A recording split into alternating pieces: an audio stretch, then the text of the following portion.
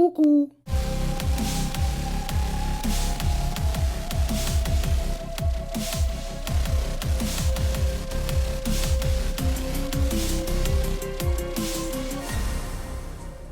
What is up, everyone? It's a pleasure to be doing another video for you today. So today Anthony and I got around to seeing The Pope's Exorcist starring Russell Crowe. This movie follows the real life exorcist Gabriele Amorth, and this movie dives into kind of some of his life based off some of his readings. An exorcist tells his story and many more. Basically, Russell Crowe's character, who is Gabriele Amorth, he goes around and he performs certain exorcisms that the church cannot necessarily do all on their own. He gets himself involved in an exorcism that might be a little bit too much for him. Daniel Zovatto plays Father Escabel, and he does a phenomenal job alongside Russell Crowe. I'll say that Russell Crowe and his chemistry are really good, especially both of them being popes, and the way how this movie goes. The Vatican seal. The church has fought against this demon before. Russell Crowe's humor along with this movie is kind of what made the movie for me as well. It is a good movie, but it is by no means the best movie. There were times that I was kind of taken out of the movie a little bit, and there were times that I didn't really feel like there were any stakes, if that makes sense. As in, like, okay, well, you can tell that this is kind of going to get worked out. And you'll see as the movie goes on, because I'm not going to spoil it for you, but you'll see that things transpire a little bit differently than you might think. Alex Essie and Laura Marsden play Julia and Amy, and they are dealing with Henry, which is Julia's son and Amy's brother. He unfortunately is taken over by a demon, and this demon is no ordinary demon according to Gabriele Amorth.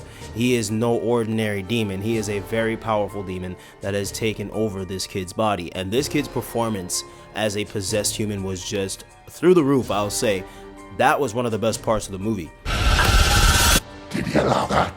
I really got invested anytime this kid would sit up or do whatever he needed to do as a possessed individual, and they really knocked it out the park. The direction in regards to him was phenomenal. Alex Essie and Laura Marsden did a damn good job as well. They really sold the act, and whenever anything happened within the possessed realm of Henry, it was just so immersive when those instances came up and those scenes happened.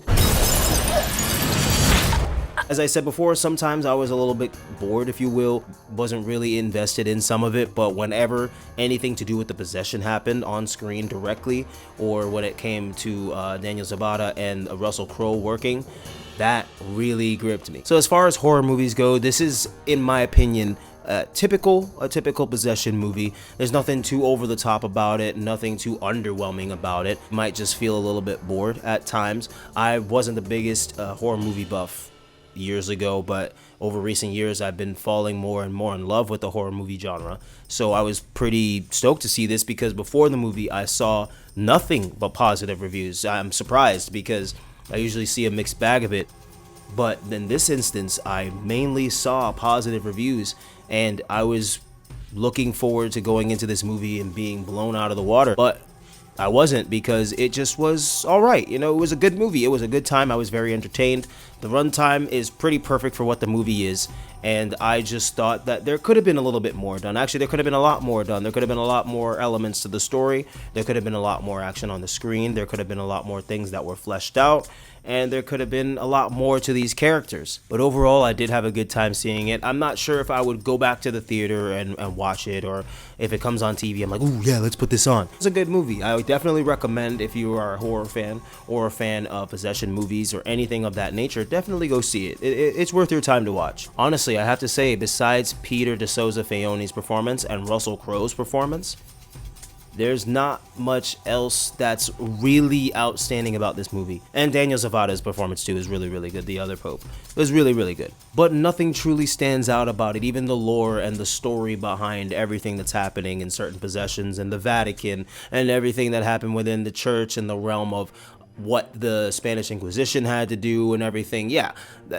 it was good, but it wasn't anything that would really knock me out of the park.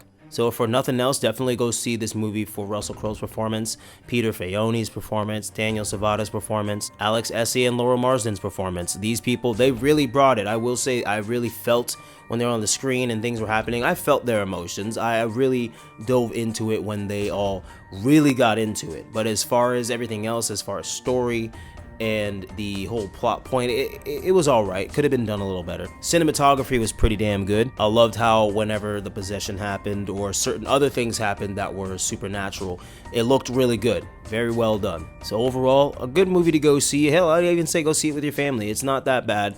Scary wise, I never once was really scared. There were no real jump scares. I mean, even the times that there were jump scares, it wasn't even really a jump scare, because if you watch horror movies or just movies in general nowadays, you'll be able to tell when something's gonna happen. I mean, almost every time I was like, okay, something's gonna be loud here, or there's gonna be a noise, or something's gonna do this, and lo and behold, it happened. So yeah, there's nothing too scary about this movie, or scary at all, honestly.